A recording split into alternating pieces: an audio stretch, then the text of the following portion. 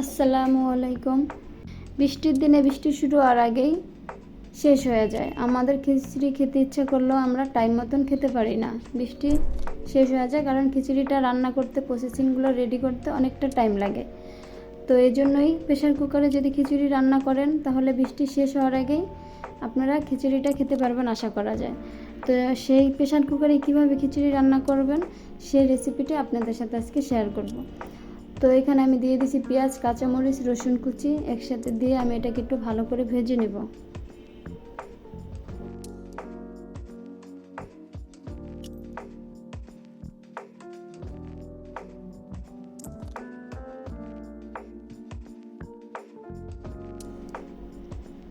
কাঁচামরিচটা একটু বেশি করে দেবেন। এখানে দিয়ে দিচ্ছি দারচিনি, এলাচ, তেজপাতা। এটাকে একটু ভালো করে ভেজে ভেজে লাল লাল করে নেব।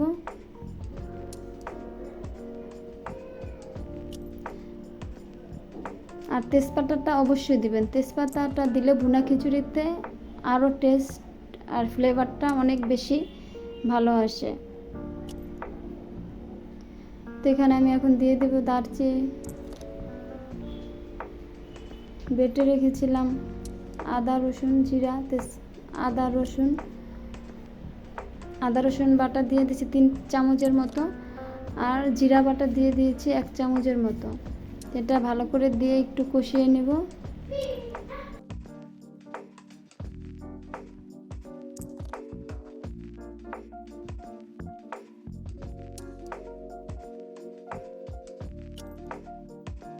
এখানে দিয়েছি আমি ধইনার গুঁড়া 1.5 চামচের মতো,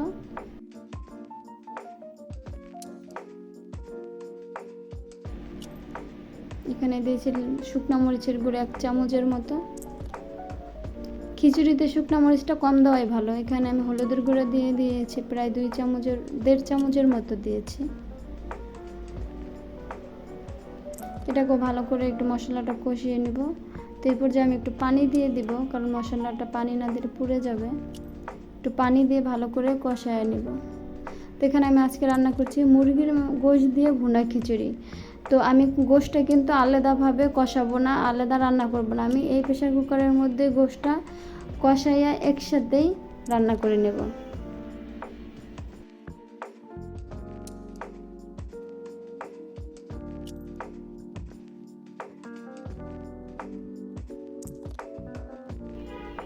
তো এখানে দিয়ে দেবো স্বাদ মতো লবণ।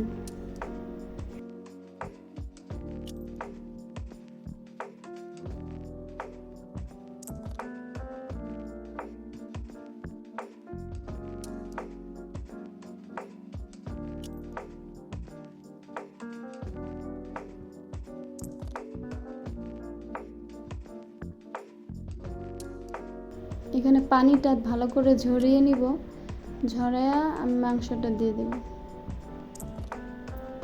মাংসটা দিয়ে এখানে আমার হাফ কেজির মতো মুরগির গোশ আছে।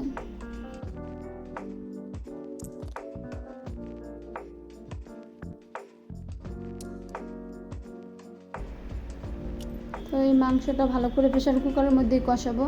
আমি এটার আলাদা এক্সট্রা করে উঠাবো না, এটার মধ্যে চাল দিয়ে দেব।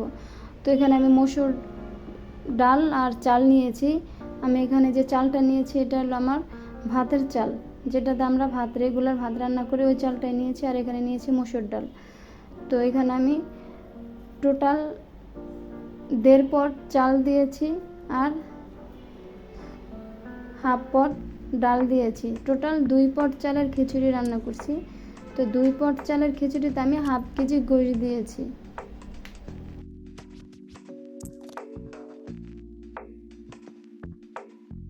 তো এটাকে ভালো করে কষিয়ে ভালো করে একটু ভাজা ভাজা করে নিয়েছি।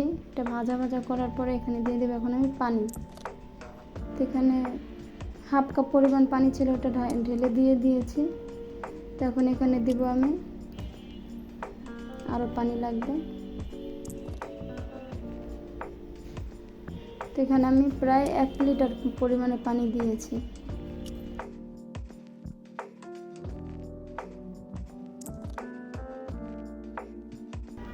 টোটাল আমার এখানে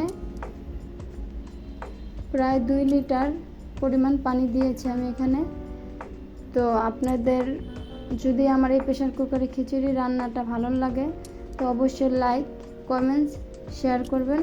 আর আমার ভিডিওটা নতুন, আমার চ্যানেলটা নতুন খুলেছি, সাবস্ক্রাইব করে দিবেন। তো আমার খিচুড়িটা রান্না শেষ, আমি ঢাকনাটা খুলে নিয়েছি। তো এখানে আমি 3টা ছিটি দিয়েছি, 2টা ছিটি আমি পুরোপুরি উঠাইছি, একটা ছিটি আমি ওঠার আগেই অফ করে দিয়েছি। তো টোটাল 3টা ছিটি লেগেছে। আমি এটা ভাপটা যখন বের হয়ে গেছে 5-7 মিনিট আমি দমে রেখে দিয়েছি, তারপর আমি ঢাকনাটা খুলে নিয়েছি। প্রেশার কুকারে কিন্তু কখনোই রান্নার সাথে সাথে ঢাকনা খোলা যায় না, এটা সবাই জানেন। তো ওই আইডিয়া করে আপনি চুলাটা বন্ধ করে দিবেন আর অফ করে দিবেন। তো আমার ভিডিওটা পুরো দেখার জন্য সবাইকে ধন্যবাদ। তো আমার খিচুড়িটা আমরা এখন খেতে চলে যাব।